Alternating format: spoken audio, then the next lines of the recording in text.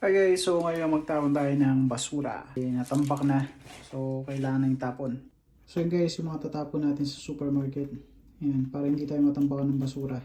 So ito guys, so pupunta na tayo ng supermarket para itapon yung mga basura natin. Mahirap kasi kapag natambakan ka na, lalo na may mga araw kung kailan ka lang pwede na magtapon ng basura dito. Malapit lang sa amin yung supermarket at nagkataon ngayon may mga nagkukulik ng basura. Tatapon nga pala ako kahon ng gatas, yung tray ng itlog, yung tray ng pinagbilhan ko ng karne. Dito sa loob ng entrance ng supermarket, dito nakalinya yung mga basurahan. So dito natin tatapon yan. May mga nakalagay naman kung ano yung pwede mong itapon doon sa pinakabasurahan kaya hindi ka din naman mahirap.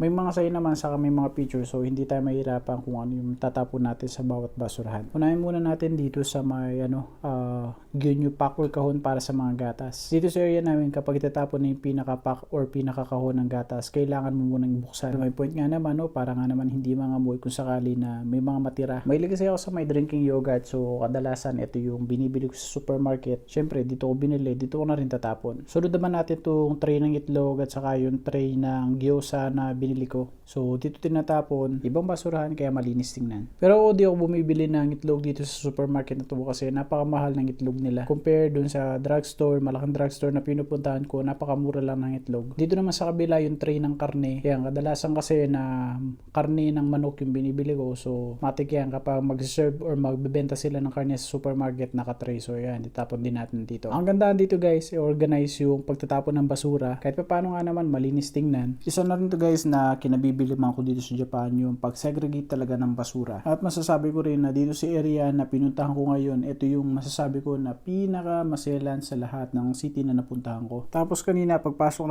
ko, nakita ko yung mga nakapila dito sa may supermarket. Bala ko lang talaga bumili ng gata. So kasi magluluto ko ng ulam. Pero itong mga nakita ko nakapila na to, di ko alam para saan at di ko alam kung bakit. Ang haba ng pila, so marami-rami sila. Tapos may mga hawak na parang coupon or parang mga resibo. Tapos nung nalipitan ko ito. So guys, so may mga nakapila, ang haba ng pila. Tapos may mga parapol dito. Di ko alam kung ano yan.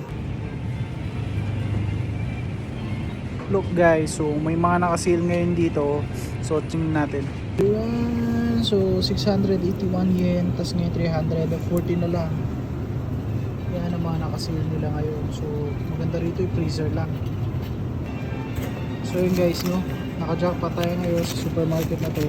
Napakadala lang nila na mag-sale na ganito. So 1, 2, 3, 4, 5, 6, 7, 8. Walo na yung binili natin. Yung lahat na nakita ko kanina naka-sale doon.